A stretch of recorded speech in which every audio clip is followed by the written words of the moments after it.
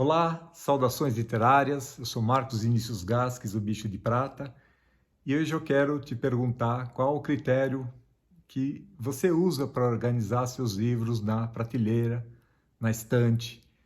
É pelo gênero literário, é pelo país do autor, pelo autor, pela editora, uma divisão por cores das encadernações. Qual o sentido que você dá ao colocar os livros nas prateleiras? Eu pergunto porque, seja qual for o critério, vai haver sempre um estranhamento, porque alguns livros têm o título grafado na lombada de baixo para cima, outros de cima para baixo. Então, por que acontece isso? Porque há dois padrões e há mais, né? Porque na Europa se entende que o livro normalmente estará na vertical, nas estantes, nas prateleiras, e por isso se convencionou ao longo do tempo que os nomes sejam grafados de baixo para cima. É o que a gente vê aqui, né? E é o que se adota em muitas editoras, como a Dark Side, a Companhia das Letras, Alfaguara. O senão é que quando os livros vão para a horizontal, se a capa fica para cima, o nome fica de cabeça para baixo. Aí há um outro tipo de estranhamento que os norte-americanos resolveram. A maior parte das editoras aqui no Brasil parecem ter aderido a essa opção e os nomes também são grafados de cima para baixo. Caso da Perspectiva, da Rocco, da Intrínseca, da Editora Globo, da LPM. Qual a vantagem, se é que é isso uma vantagem? Quando os livros são colocados na horizontal, a capa fica para cima, fica sempre para cima. Então tem-se a leitura do livro deitado e assim que se pega o livro na mão, se tem a visão da capa. E existe aquela solução intermediária, quando a lombada é bastante generosa, o livro é grande, que é colocar o nome na horizontal na lombada.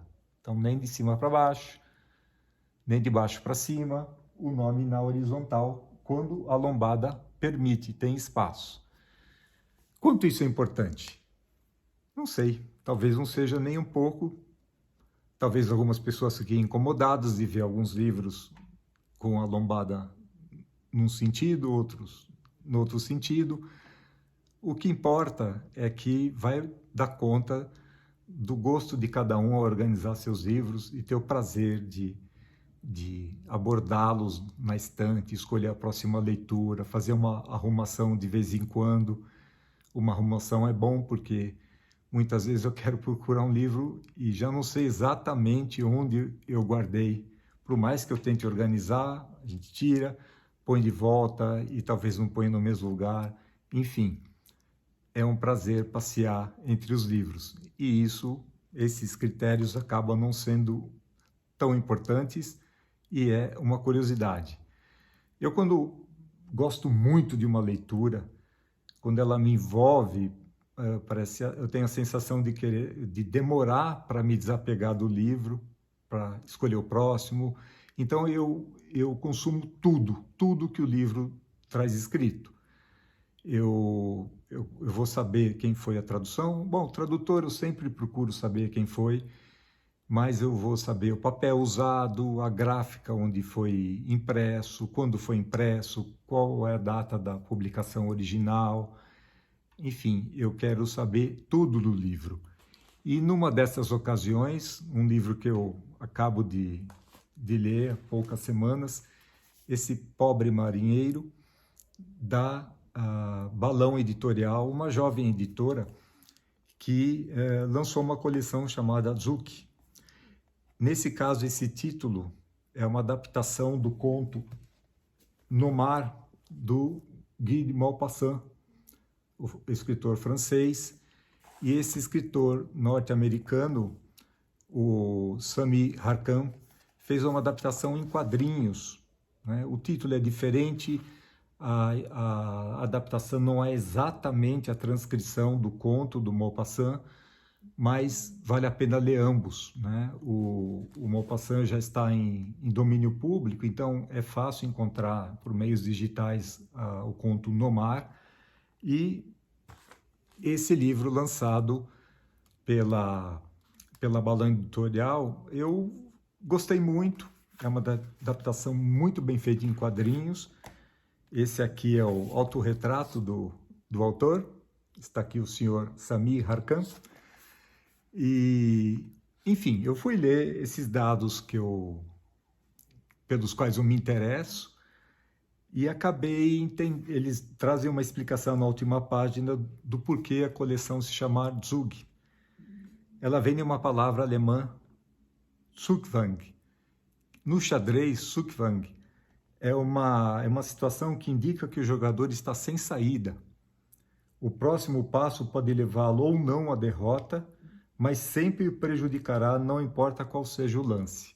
Ou seja, no xadrez, para quem nunca jogou, duas pessoas, pedras brancas e pretas, sempre é obrigatório fazer a jogada, não tem aquela história de passar, não, tem que jogar. E eventualmente, nessa situação Zugzwang, o jogador vai se prejudicar. Ele está numa posição talvez boa, ele vai perder essa posição, no mínimo, talvez ele perca a própria peça, ou mesmo ele perca o jogo para sair, para ter que fazer essa movimentação obrigatória. E aqui eles explicam, a coleção Zug apresenta livros sobre a tristeza da derrota e a maneira de cada um superá-la. Bom, eu fico com vontade, eu vou procurar ler os outros livros dessa coleção. Antes que eu vá embora, eu queria falar que nesses breves 8 minutos em que estou conversando com você, segundo estimativas da Organização Mundial de Saúde, nasceram 2.000 crianças em todo o planeta Terra. E nesse mesmo período, nasceram por volta de 30 bilhões de formigas. Então, 30 bilhões de formigas para 2.000 pequenos seres humanos. Por que eu estou falando disso? Porque num dos próximos encontros eu vou comentar um livro interessantíssimo que eu estou lendo. Claro que o tema são as formigas, né?